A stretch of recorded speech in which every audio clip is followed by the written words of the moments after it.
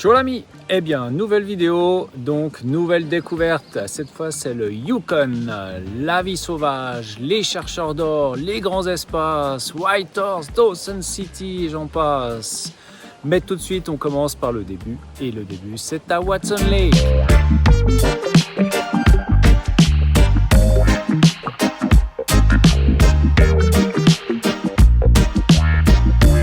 Dans la vidéo intitulée By BC, nous étions en plein bricolage. Mais pourquoi faire? D'où vient cette idée de mettre des plaques là-bas? Eh bien, en 1942, un ouvrier a décidé, parce qu'il avait le mal du pays, d'indiquer la direction et la distance de son chez lui. Et c'est comme ça que ça a commencé. Et la ville en question était Danville, dans l'Illinois.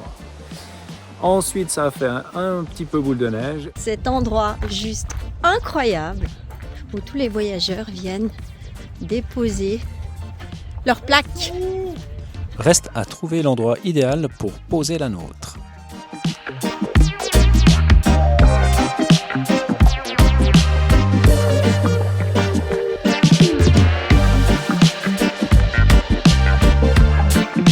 L'endroit a été décidé.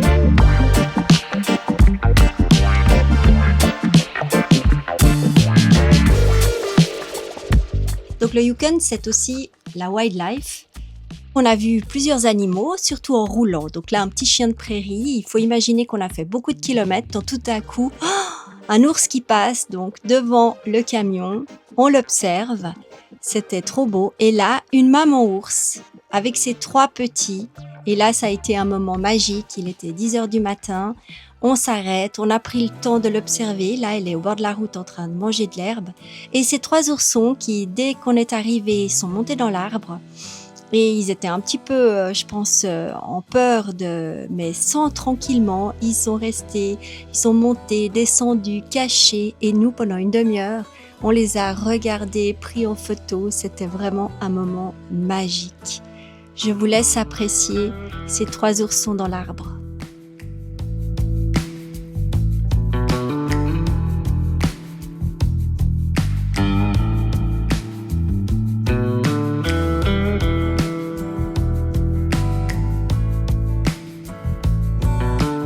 Ils sont tous ensemble, mais ce qui nous a surpris, c'est que les oursons étaient dans l'arbre, en sécurité. Et la maman, elle a continué de manger tranquillement en bas. Pourtant, elle nous a vus. Et c'est pas pour ça qu'elle est restée tout près de ces oursons pour les surveiller. Je pense qu'elle avait confiance en eux. Dans l'arbre, ils risquaient rien. Et regarde comme ils sont curieux, bien accrochés à leur tronc. C'était vraiment un moment magique. Après, dans le Yukon, forcément, on a vu des animaux. On n'en voit pas non plus tous les 25 mètres. Donc, il faut être patient. Regarde, celui-là, c'était un peu le plus peureux. C'est celui qui a bougé le moins pendant tout le temps où on était. Puis après une demi-heure, on s'est dit quand même qu'on allait les quitter.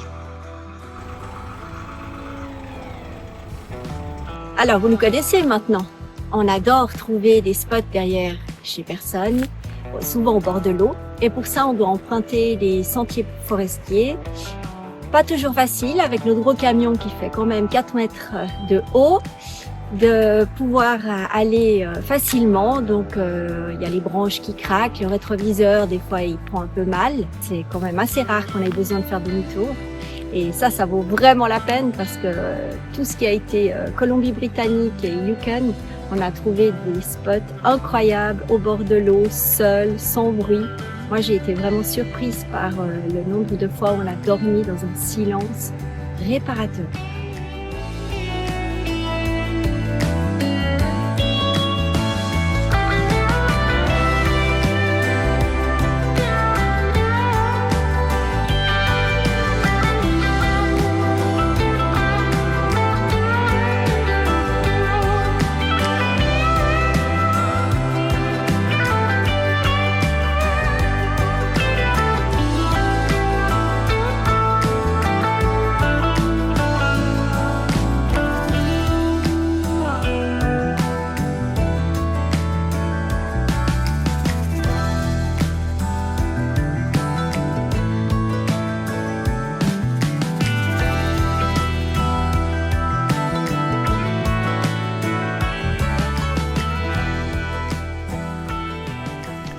sur les conseils d'un couple de voyageurs fribourgeois, nous sommes allés à la rencontre de Marcel et de son mari Gilles, une mocheuse de la vallée de Joux qui se sentait trop à l'étroit et qui a décidé de venir s'établir au Canada. Elle est dans le Yukon depuis plusieurs années et s'occupe avec amour et passion encore de ses 33 chiens malgré sa pré-retraite. En temps de course, elle comptait jusqu'à 60 chiens. Waouh, quel boulot!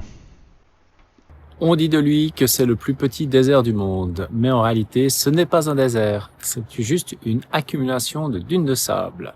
Si on remonte à l'ère glaciaire, il y avait ici un lac et ce sont ces sédiments qui ont créé ce phénomène plutôt étrange en cette région.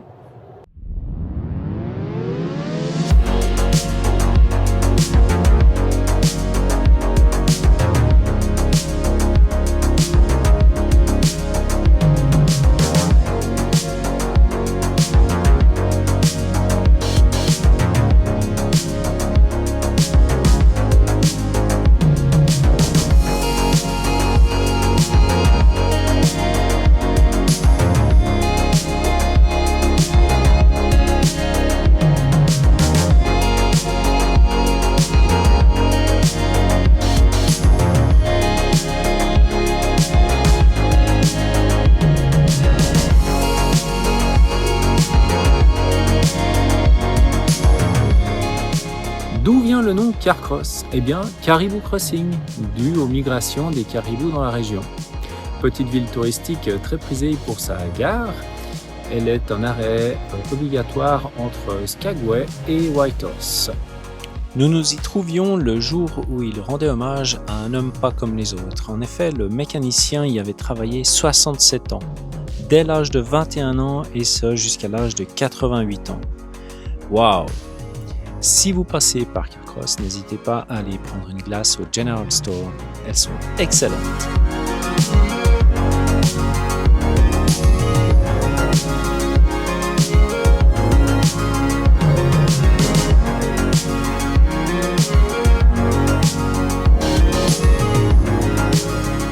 Donc là, on est rentré pour déguster du sirop d'érable. C'était délicieux et on a acheté voilà, un petit pot de sirop d'érable à la crème brûlée pour mettre sur la tartine. Miles Canyon! Quelques kilomètres avant Whitehorse, on découvre Miles Canyon, un joyau incontournable à nos yeux. Regardez ces couleurs spectaculaires.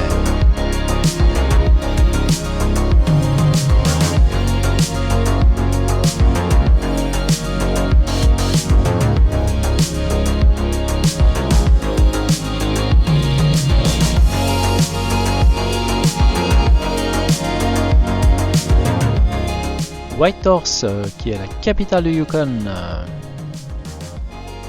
On profite de ce petit restaurant pour savourer un bon ribs et un bon moment entre amis. Il y a 3 musées à Whitehorse et nous décidons de visiter celui de McBride. Celui-ci résume la ruée vers l'or et les conditions de vie à cette époque.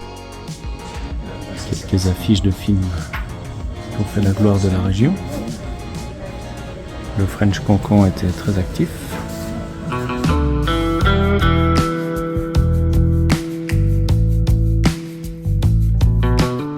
Et il y a évidemment une belle représentation de la vie sauvage de la région.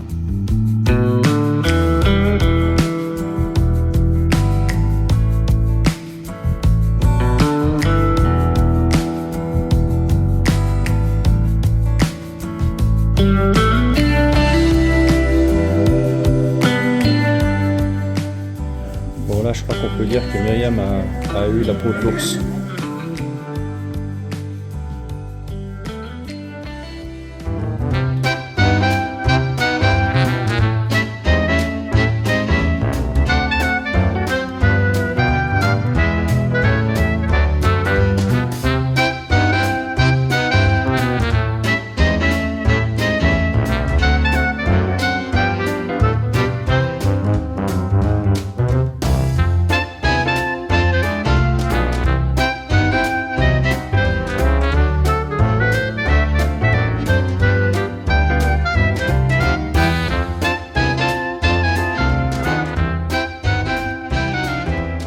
termine la journée par une soi-disant petite balade sur Grey Mountain Cave. On nous parle d'abord de 10 km de piste. Et effectivement, c'est une piste même mal entretenue et 1 km de marche. Le kilomètre de marche se veut une pente très raide. Avis aux amateurs.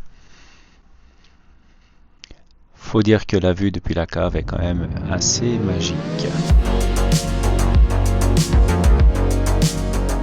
Au nord de Whitehorse, nous faisons une pause aux Five Fingers Rapids qui sont sur la Klondike Highway. Ils sont accessibles par ce joli escalier bien vertical de 219 marches. Le chemin pour y accéder ensuite fait environ 1,5 km. Et le nom de ces rapides est dû au fait de ces 4 îles qui se trouvent au milieu du fleuve. À l'époque de la ruée vers l'or, les bateaux à aubes étaient carrément halés par des câbles afin d'y passer. Évidemment que depuis, le fleuve a été un peu dynamité afin de faciliter le passage des bateaux assez rapides. Nous avons rencontré un aventurier, Hugo, qui est passé par ici en canoë, lui, et qui nous disait que le niveau d'eau était pas si haut que ça en ce moment et que les rapides étaient du coup moins impressionnants et surtout moins dangereux qu'à l'habitude.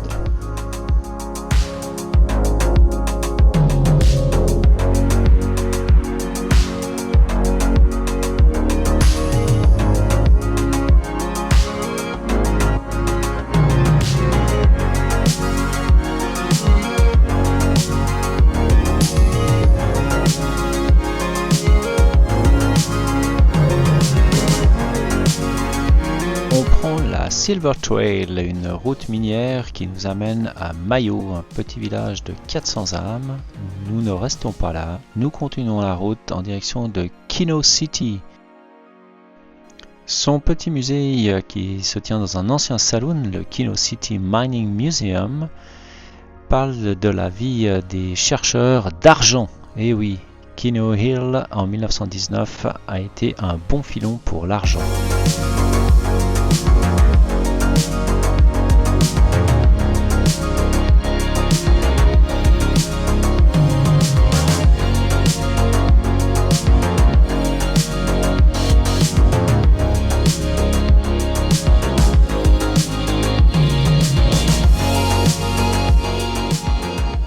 C'est un peu la ville fantôme, même si ce petit restaurant semble ouvert. Cette petite ville, aujourd'hui dénommée une ville fantôme, compte une vingtaine d'âmes à l'année. Et ce jour-là, 2 touristes seulement.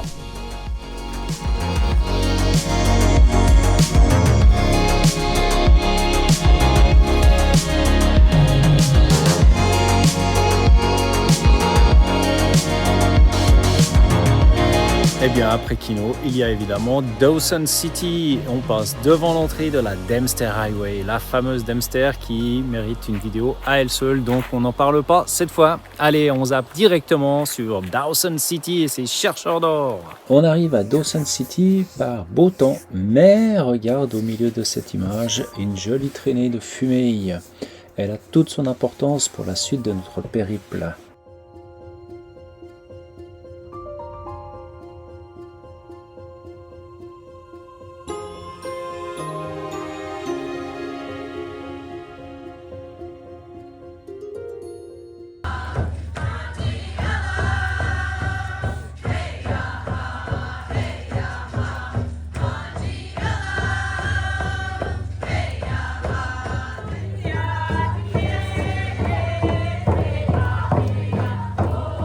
On profite de la fête du solstice d'été pour faire un premier tour de ville dans laquelle on a l'impression de remonter le temps. C'est impressionnant, toutes les façades sont d'époque ou refaites à l'identique.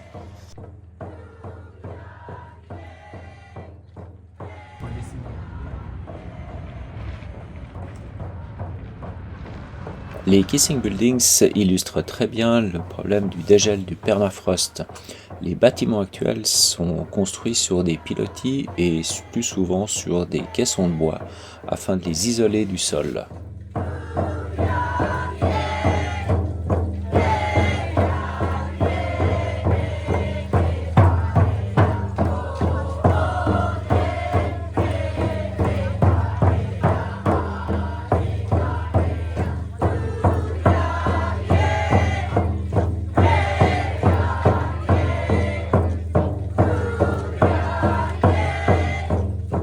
On a la mauvaise surprise de se sentir bloqué dans Dawson City parce qu'il y a des feux aussi bien du côté de la Top of the World que du côté de la Klondike Highway. Et pour l'instant, tout est fermé, on ne peut pas bouger. Bon, alors ça nous arrange, enfin, ça ne nous dérange pas plus que ça aujourd'hui parce que on a plein de choses à faire ici, mais c'est vraiment inquiétant de voir toutes ces forêts s'enflammer. Nous retrouvons les récrés autour du monde que nous avions perdu de vue à Port Hardy lorsqu'ils ont pu prendre le bateau en direction de Prince Rupert alors que nous n'avions pas pu embarquer. Nous étions sur liste d'attente. Nous passons quelques bons moments avec eux. Cette drague a été construite en 1912, mais elle est active dans la Bonanza Valley de 1940 à 1959. Pendant cette période, elle a avancé de 12 km. Quelques chiffres, elle fait 76 mètres de long pour 5000 tonnes. Le débit de flotte ramassé à la minute, c'est 49 000 litres. Et elle est munie de 66 godets qui pèsent chacun 2,5 tonnes et qui peuvent ramasser 1 tonne par godet. Le plus gros des engrenages n'a pas pu être amené par la voie la plus directe. Donc, ils sont passés par l'Alaska, le détroit de Bering, par la mer de Bering. C'est ce qui était relié en fait au levier. Donc une partie de la machinerie était activée grâce au levier qui était là-haut. Et puis là vous avez un bon exemple des parties qui étaient lubrifiées par le wheeler. D'ailleurs elles sont encore plutôt bien lubrifiées. et parce qu'en effet cette partie-là n'était pas en lien direct avec l'or.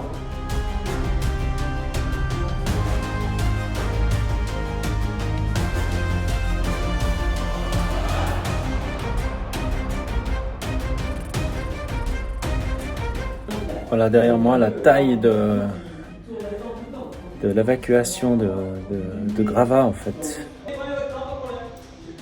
Et là c'est l'évacuation et ça projette le tout à 100 pieds. Et ce qu'il faut imaginer c'est que l'eau continue de passer, donc les grains d'or restent piégés à l'intérieur, tout le reste est embarqué avec l'eau. Donc vu que c'est plus léger, ça continue de nettoyer tout ça. Et à la fin, on a des rives qui sont gorgées de... Bon, c'est assez rigolo de voir ces personnes passionnées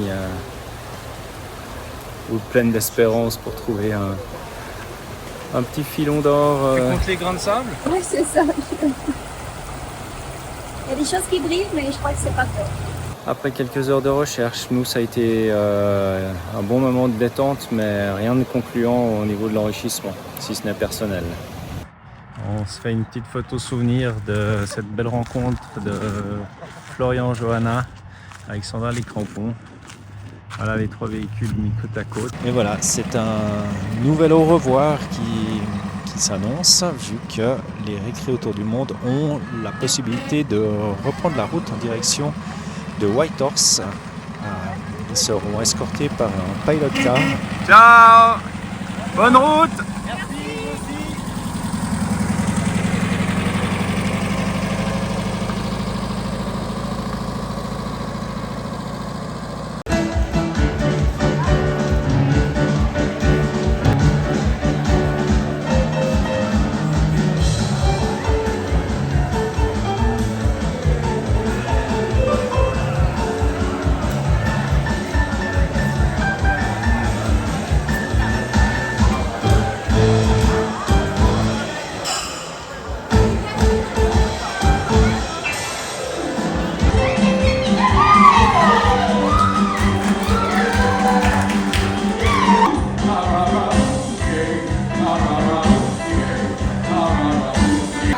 Alors, tu viens de gagner combien là? Et t'as misé combien? 5 $. Ah, j'ai pas gagné. En faisant ce tour de ville, on remarque dans le ciel une fumée très dense. Et d'ailleurs, sur tous les véhicules, on a une couche de cendres. Mais bon, il semblerait que la route soit réouverte pour pas faire la Top of the World qui nous dirigera vers l'Alaska.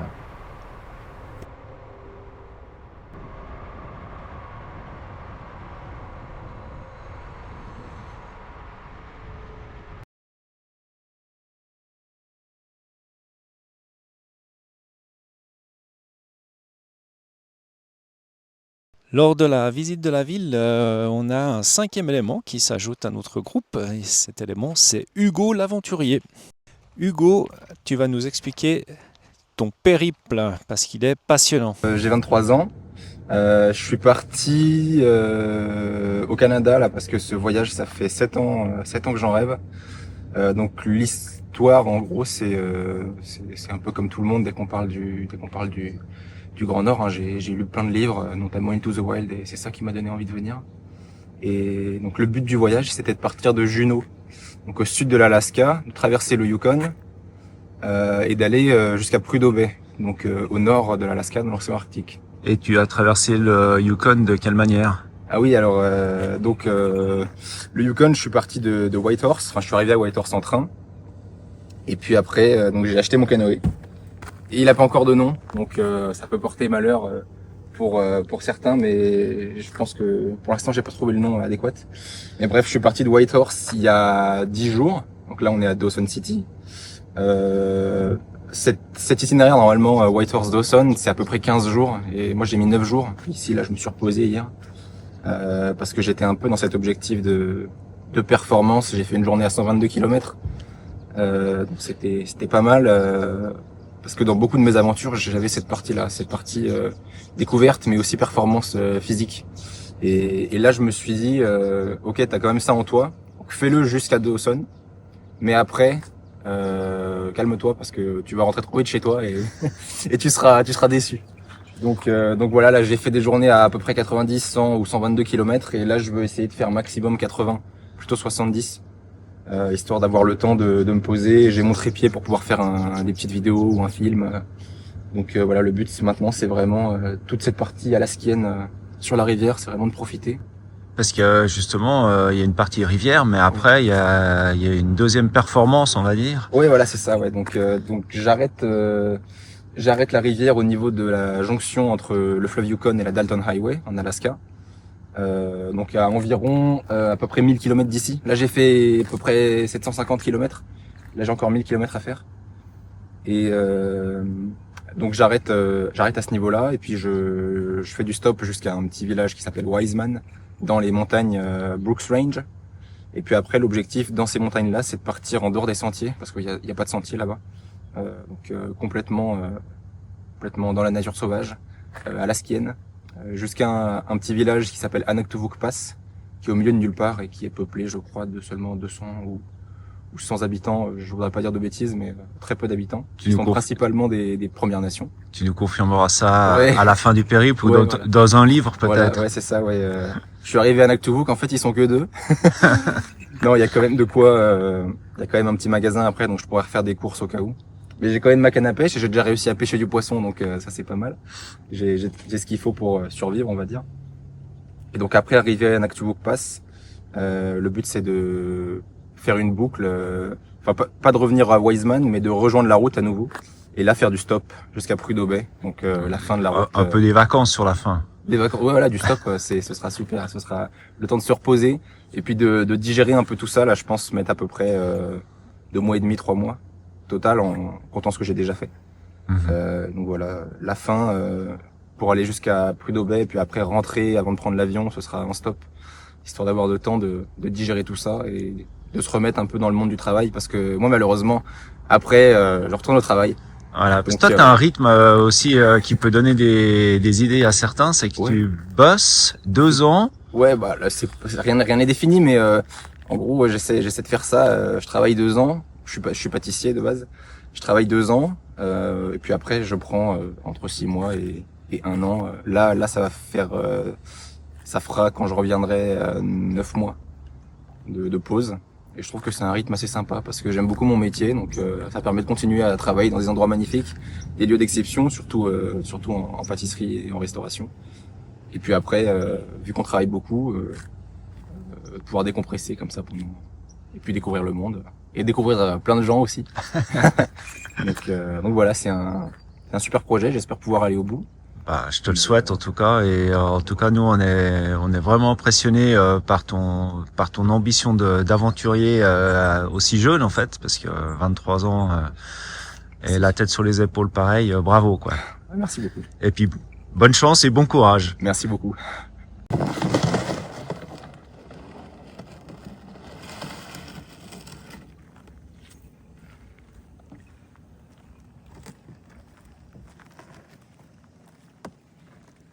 tout cas, merci beaucoup. Hein. Ouais, bah je t'en prie. Mais je sais pas si on dit bonne route dans ces cas-là, mais...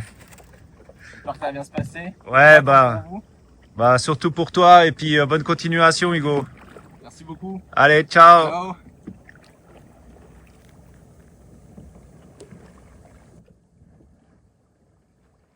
Nous, on est sous le charme de cet aventurier, je dirais pas en herbe, parce qu'il a, on va dire, plus d'expérience que nous en termes d'aventure maintenant. Et c'est juste magnifique de voir ces jeunes qui décident de faire quelque chose, puis qui se donnent les moyens de le faire surtout, et qui vont au bout. Chaque jour maintenant, depuis qu'on l'a rencontré, on pense un peu à lui, de savoir où il est, et on espère que tout se passe bien pour lui. Mais enfin, je suis sûr que tout va bien se passer. En tout cas, la leçon de ça, c'est qu'il faut rien s'interdire finalement, parce que si tu as envie de quelque chose, la vie est trop courte pour s'empêcher de le faire, quoi, tout simplement. En tous les cas, on se réjouit déjà d'avoir de ces nouvelles à la fin de son périple, parce qu'il aura certainement plein de belles choses à nous raconter. Et malheureusement, il n'y aura pas de vidéo. Mais même comme cette vidéo n'était pas prévue du tout, parce que je me baladais le matin de son départ au bord de l'eau et je savais même pas où était son canoë. Voilà, en l'aidant à mettre son canoë à l'eau, je lui demande si il a 5 minutes à perdre avec moi pour répondre à 2-3 questions. Et puis voilà ce qu'il en est sorti. Et c'était juste un super moment, une super belle rencontre.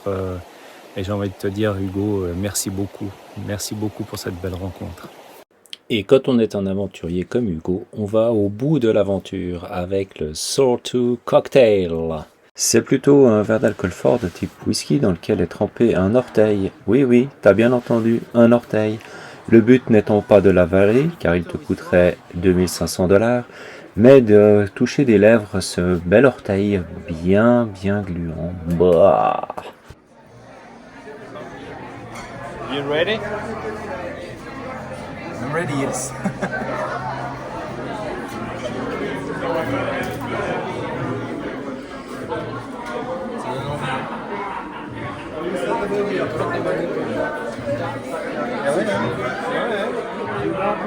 Sorry.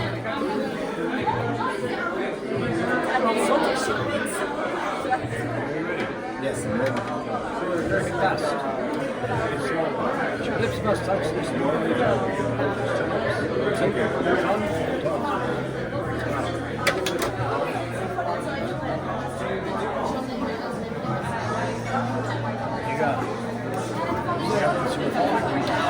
Yeah!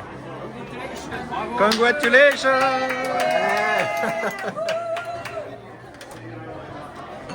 Alors, voilà. Ça a bon goût?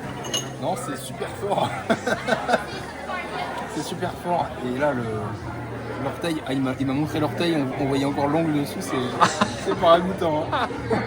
Alors hier, je vous montrais les images du feu qui était en face de l'autre côté du ferry. Et là, c'est la queue justement parce qu'ils viennent de réouvrir l'autoroute en direction de l'Alaska.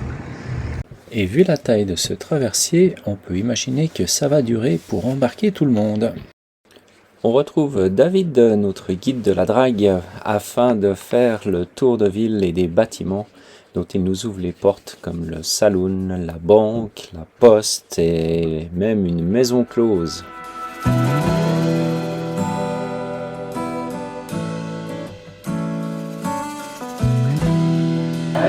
Voilà, qu'est-ce que je vous sers?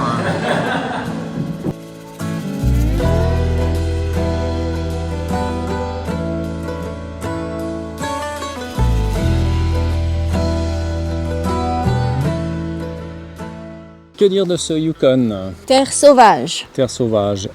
Deux villes, mais deux belles villes. Whitehorse et Dawson City. Alors Dawson City, c'est le Far West, c'est les pirates, c'est la rue vers l'or. La rue vers l'or. Et on a rencontré énormément de voyageurs à cet endroit-là. On se rend compte que c'est vraiment une des portes d'entrée principales pour aller sur l'Alaska. Vous avez remarqué qu'on avait rencontré un jeune très inspirant, Hugo l'aventurier. Les deux autres sont des cyclistes bretons. On vous met d'ailleurs tout de suite la vidéo, le lien de vidéo en fin de cette vidéo. Dans le Yukon, on a vu des animaux, Oui, aussi. on a vu quelques ours, quelques orignaux, des porcs-épics. Des chiens de prairie, des marmottes. On espère que cette vidéo t'a plu. On se réjouit déjà de partager la prochaine avec toi. D'ici là, porte-toi bien. Ciao l'ami!